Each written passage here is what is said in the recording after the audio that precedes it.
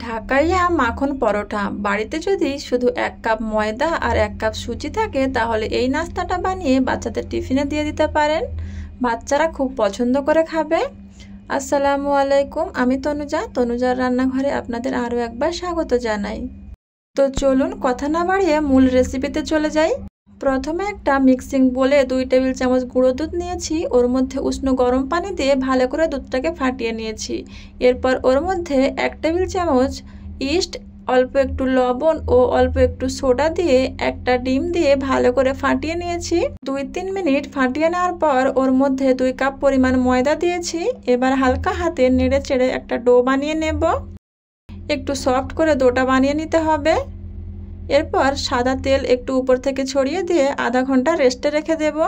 এবার একটা প্যানে 1 কাপের 4 ভাগের 1 ভাগ ঘি দিয়ে 1 কাপ পরিমাণ সুজি দিয়ে ভালো করে নেড়ে চেড়ে ভেজে নেব। তারপর হাফ কাপ মতো গুঁড়ো চিনি দিয়ে আবারও ভালো করে ভেজে নেব। ওর মধ্যে অল্প একটু ফুড কালার দিয়ে অল্প একটু পানি দিয়ে দিতে হবে। এরপর অনবরত নাড়তে থাকতে হবে যতক্ষণ না সুজিটা গলে যায়। যখন দেখবেন সুজিটা প্যান থেকে উঠে আসতে শুরু করেছে, এই পর্যায়ে বুঝবেন সুজিটা হয়ে গেছে।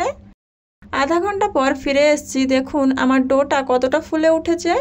এবারে ওর মধ্যে থেকে অল্প অল্প করে হাতের সাহায্যে লেচি কেটে নেব। 2 কাপ ময়দায় এখানে আমার 4-5টা লেচি হয়েছে। এবারে ওই লেচিগুলোকে হাতের সাহায্যে একটু ছড়িয়ে দিতে হবে। আগে থেকে বানিয়ে রাখা ওই সুজির পুরটা মাঝখানে দিয়ে এভাবে করে হাত দিয়ে ভালো করে সেট করে নিতে হবে। আপনারা দেখেই হয়তো বুঝতে পারছেন কিভাবে কাজটা করতে হবে।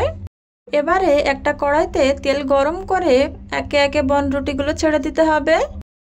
গ্যাসের ফ্লেমটা এই অবস্থায় একদম লো আঁচে রাখতে হবে। বেশ কিছুক্ষণ সময় ধরে ভেজে নিতে হবে, এতে করে বন পরোটাগুলো ভালোভাবে ফুলে উঠবে। যখন দেখবেন একটা পাশ লাল হয়ে গেছে, এই পর্যায়ে উল্টিয়ে পাল্টিয়ে ভেজে নিতে হবে। এগুলো আমার ভাজা হয়ে গেছে, একে একে তুলে নেব। তৈরি হয়ে গেল আমার ঢাকাইয়া মাখন পরোটা। আপনারা প্লিজ বাড়িতে একবার ট্রাই করবেন।